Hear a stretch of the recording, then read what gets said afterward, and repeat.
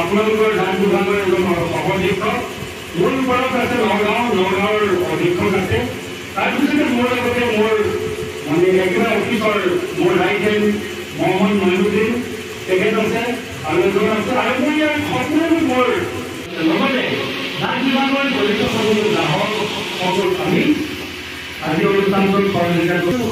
ডাক চৌপাল কি এই বিষয়ে মই আপোনালোকক আপোনাৰ কাৰ্যসূচী গ্ৰহণ কৰিছে।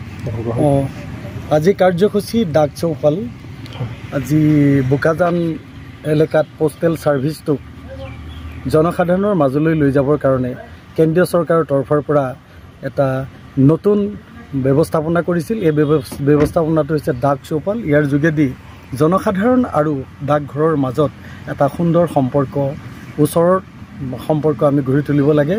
ইয়াৰ যোগেদি ভাৰত চৰকাৰে ৫,০০০ ডাক চৌপালৰ আয়োজন কৰি সৰ্বভাৰতক ডাক বিভাগটোক জনসাধাৰণৰ মাজলৈ লৈ যাবলৈ ব্যৱস্থা কৰিছে।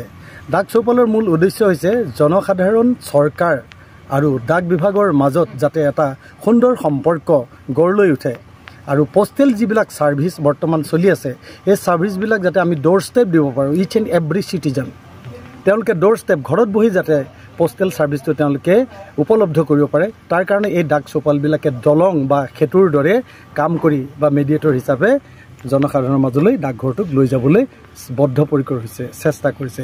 সেইকাৰণে আমি আজি বোকাজানত কেন্দ্ৰীয় চৰকাৰৰ নিৰ্দেশ মৰ্মে কাৰ্বি আংলং ডিফুৰ সদৰ কাৰ্যালয়ৰ পৰা আহি নগাঁৱৰ ডাক সংমণ্ডলৰ তত্বাৱধানত আমি এই অনুষ্ঠানটো ইয়াত আয়োজন কৰিছোঁ। এই অনুষ্ঠানত আমি স্থানীয় ৰাইজ আৰু বিভিন্ন কাৰ্যালয়ৰ পৰা আমাক সহযোগিতা আগবঢ়োৱা যিসকল আমাৰ গণ্যমান্য আমন্ত্ৰিত ব্যক্তি আছে তেওঁলোকে আমাক সহযোগিতা আগবঢ়াইছে।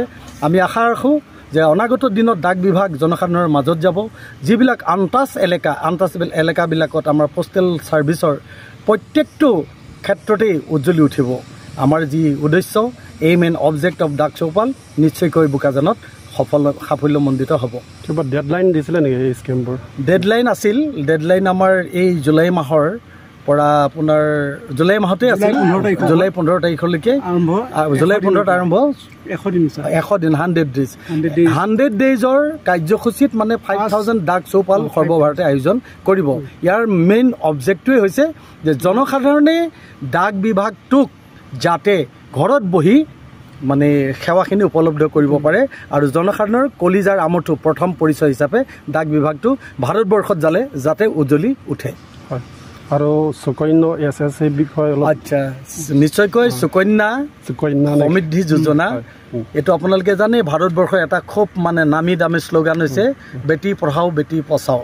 আমাৰ ভাৰতবৰ্ষৰ নাৰীৰ যি শক্তি, নাৰীৰ শক্তিটো আৰু স্বাৱলম্বী হ'বৰ কাৰণে আৰু শক্তিশালী হ'বৰ কাৰণে ভাৰত চৰকাৰে নিশ্চয়কৈ বেটি পঢ়াও বেটি বচাও যোগেদি শ্লোগানৰ যোগেদি সুকন্যা সমৃদ্ধি যিটো একাউণ্ট খোলাৰ ব্যৱস্থা কৰিছে। এই সুকন্যা সমৃদ্ধি একাউণ্টে নাৰীসকলৰ যিটো অৰ্থনৈতিক মানে স্বাধীনতা সবল কৰিব আৰু এই ব্যৱস্থাটো আমি ডাক বিভাগে 250 টকাৰ মানে মিনিমাম আমি একাউণ্ট খোলাৰ মানে ফিজ লৈ আমি তেওঁলোকক এটা একাউণ্ট আমি উপহাৰ দিব লাগে।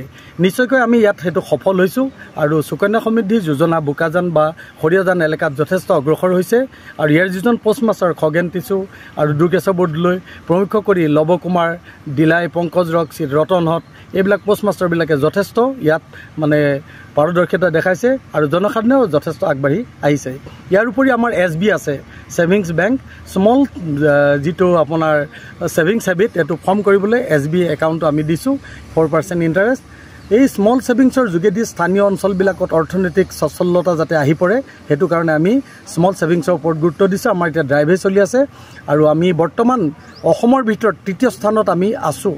আমাৰ নগাঁও ডিভিজনত কাৰ্বি আংলং, নগাঁও, হোজাই মৰিগাঁও এইবিলাক সবাই মিলি আমি অসমৰ তৃতীয় স্থানত আছোঁ নিশ্চয়কৈ আমাৰ ছেভিংছ বেংক সুকন্যা সমৃদ্ধি যোজনা প্ৰমুখ্যে ৰেকাৰিং ডিপজিট সকলোতে আমাৰ নিশ্চয় উন্নতি হৈছে ইয়াত জনসাধাৰণৰ সহযোগিতা আমি প্ৰত্যক্ষ আৰু পৰোক্ষভাৱে পাই আহিছোঁ ৰেকাৰিং ডিপজিট টাইম ডিপজিট এইবিলাকো আছে তাৰোপৰি আমাৰ ইঞ্চুৰেঞ্চ ছাৰ্ভিচ আছে এইবিলাক ক্ষেত্ৰত আমি পাৰদৰ্শিতা আমি দেখিবলৈ পাইছোঁ পোষ্টমাষ্টাৰবিলাক জনসাধাৰণৰ মাজত আমাৰ এই আঁচনিসমূহ গৈছে যদিও এতিয়া অলপ বাকী